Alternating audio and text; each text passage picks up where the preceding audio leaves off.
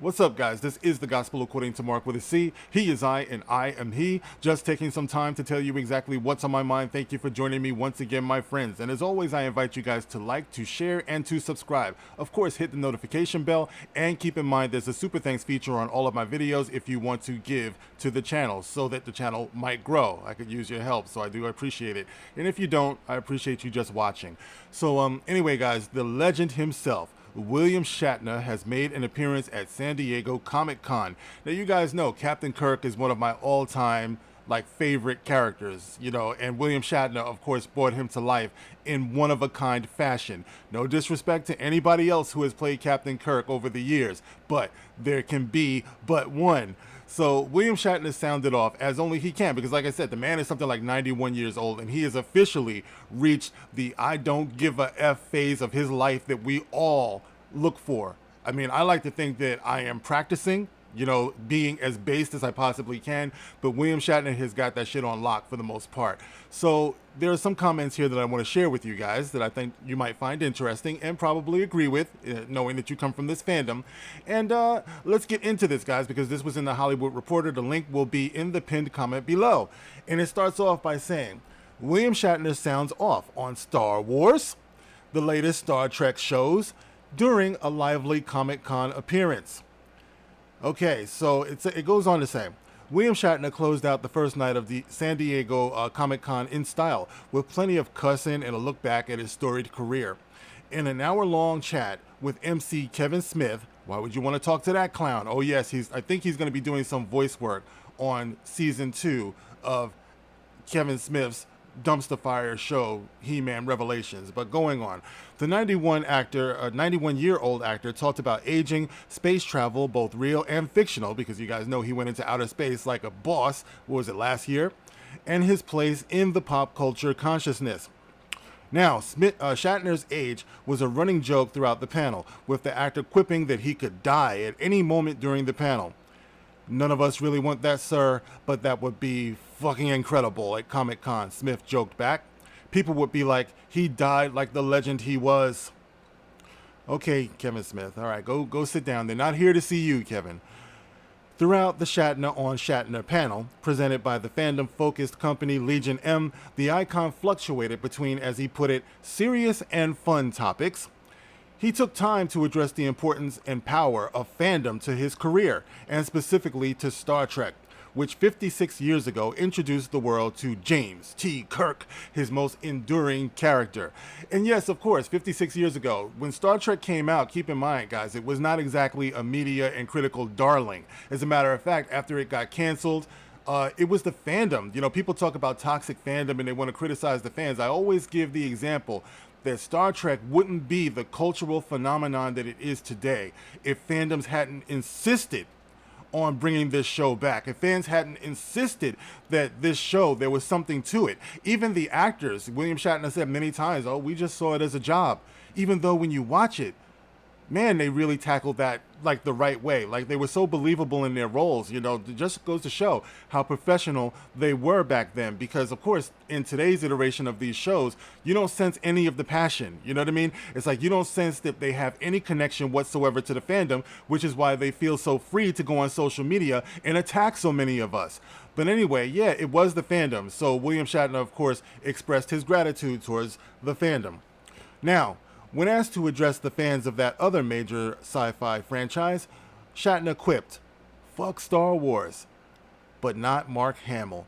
And of course, we all have felt that way. I mean, Mark Hamill on social media is, that's a whole other story. But yeah, everyone loves Luke Skywalker, but after a while, of course, you got to separate them. Mark Hamill is not Luke Skywalker, clearly. So he says, F Star Wars, but not Mark Hamill. We love Mark Hamill, Smith agreed. Such a kiss ass. When asked by a fan if there were any new Star Trek series he thought rivaled his own, William Shatner replied, none of them. None of them. And he meant that. There is no new Star Wars series that rivals his own. That is actually a fact. Now, I know you can like these new Star Trek series. You can like them. Nothing wrong with that. But for those who know, for those who understand that there would be none of these without the original series, yeah, I think we can kind of rock with William Shatner on that one. William Shatner goes on to say, pay attention to this one, guys. I got to know Gene Roddenberry in 3 years fairly well, said Shatner. He'd be turning in his grave at some of this stuff. Rewind that. I got to know Gene Roddenberry in 3 years fairly well, said Shatner. He'd be turning in his grave at some of this stuff. Yeah. Something else I tend to agree with Mr. Shatner. Specifically looking at STD, Star Wars Discovery. Looking at Star Wars Picard. Alright, Star Wars Picard. Looking at Lower Decks. Now, to be fair, I have not watched Strange New Worlds. I've heard some good things about it. You know, I've heard some people that I trust say that it's at least better than STD and Picard. All right, so without seeing it, I'm not going to exactly just bash it across the board, although I don't exactly dig the casting of what's going on here. You know, I don't like, whoever they got playing Uhura. I love Nichelle Nichols. This is no Nichelle Nichols who's playing her, okay? I'm just saying, all right? Not knowing the actress, I'm sure she's a lovely lady, but it hasn't pulled me in. You know, some people wonder, why do you talk about Star Wars and you still watch it? You know what I mean? Well, it's probably because I want to, and I'm my balls, all right? But when it comes to something like Star Trek, I haven't watched that in years. I find Star Trek Discovery and Picard to be unwatchable.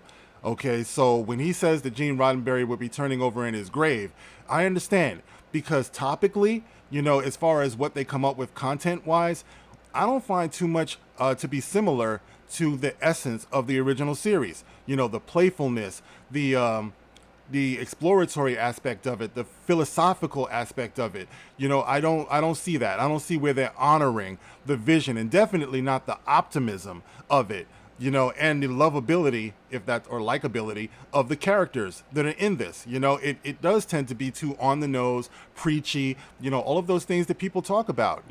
It's infested with that. I don't feel like the original visionaries of these properties would find a whole lot to love with what's being done to their properties, after they're gone. That includes Roddenberry, that includes George Lucas, even though he's still with us, but I know they're just waiting, for him to kick off so they can do exactly what they want to do.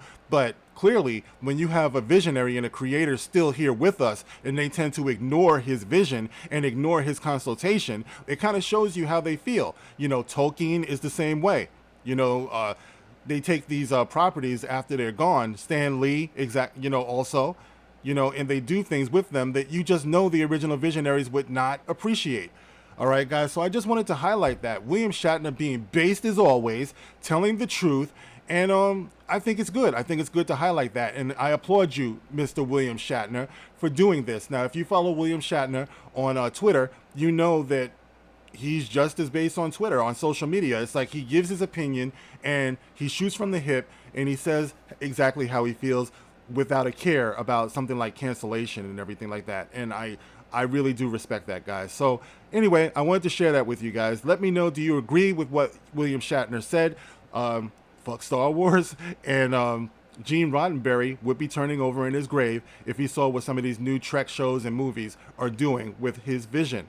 Get in the comment section. Let me know how you feel about this, guys. As always, thank you for watching. Thank you for listening. And I'll catch you on the next one. This is The Gospel According to Mark with a C. Rock on.